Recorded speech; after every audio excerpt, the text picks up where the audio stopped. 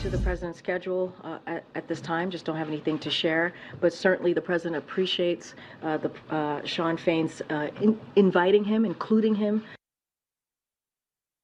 Okay, that was White House Press Secretary Karine Jean-Pierre earlier today announcing Biden's not going to be accepting an invitation from the president of the UAW to join the workers on the picket lines. But now, 2 hours later, we just got word that Biden will, in fact, yes, be traveling to Michigan just one day before President Trump was scheduled to deliver a primetime speech there on Wednesday. Wow. For more on this, let's bring in the president of the National Right to Work Committee, Mark Mix. Mark, great to see you. What do you make of this change? First, the White House says, he won't be going. Then moments ago, we're hearing, oh, no, he is going to go. The Washington Post, who was breaking this update, suggested the White House wasn't ready to make the announcement official. Are you buying any of this?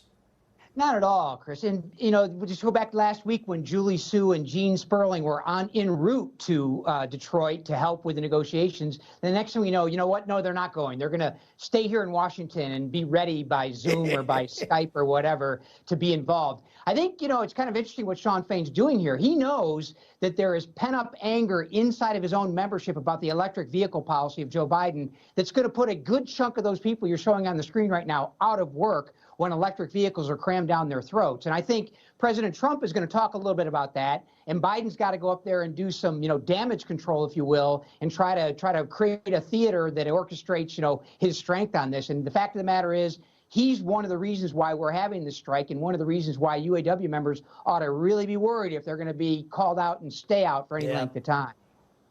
Oh, we look forward to the mumbling and stumbling and the yammering of Joe Biden and his incoherent comments. Look, at the same time, some of these demands being asked for by the UAW, they're pretty insane. They want a 46% increase in pay, a 4-day work week, but to be paid for 5 days of work. And they want up to 5 weeks vacation. Meanwhile, everyday Americans, Mark, they're stretched thin because of all these Democrat policies, especially when you compare Bidenomics to the Maganomics from the President Trump years. But a 46% raise in 5-week vacation and getting paid for doing no work. Wouldn't automakers be silly for taking this deal? Yeah, it really is true. But once again, it's the Biden policies that have caused this. I mean, when when Barack Obama worked the two companies, GM and then Chrysler, now Stellantis, through bankruptcy, when we bailed them out and we had an ownership stake in those two companies throughout that process. I mean, Obama's the one that had them take away the so-called benefits that they're looking at right now. And now with Biden's inflation, when you have an inflation of less than 1%, or under Trump, I think when he left, it was 0.89. Cost of living's increased 17.5% since Biden's been in office. That's what's hurting these union rank and file workers because their contract, their four-year contract locks in that rate and it can't be increased. And so they've taken it on the chin. And yes, like them, most Americans are suffering under Bidenomics. Yeah, I get it. All you Democrats out there in the unions, you vote for these Democrats and they raise your cost of living. Then you go back to the companies and you say, give us a pay increase because the Democrats just caused our cost of living to go up 17, 20%. Finally, Mark, your group sent a memo to some of these workers, these auto workers, gave them some advice. Leave the union before returning to work, you say. Part of the memo reads, in part, this situation raises serious concerns for auto workers who may believe there is much to lose from a strike and who do not want to abandon their jobs. Auto workers have the legal right to rebuff union officials' strike demands, but it is important for them to know they have rights before they do so. Mark, by sticking with the union, aren't these folks ultimately pricing themselves and the companies out of work and out of business?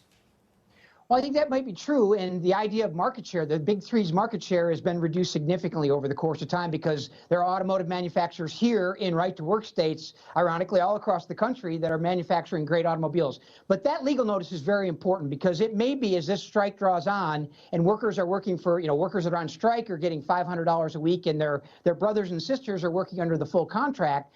There could be some anger that develops there, but certainly if they're going to cross the picket line, they need to do it correctly.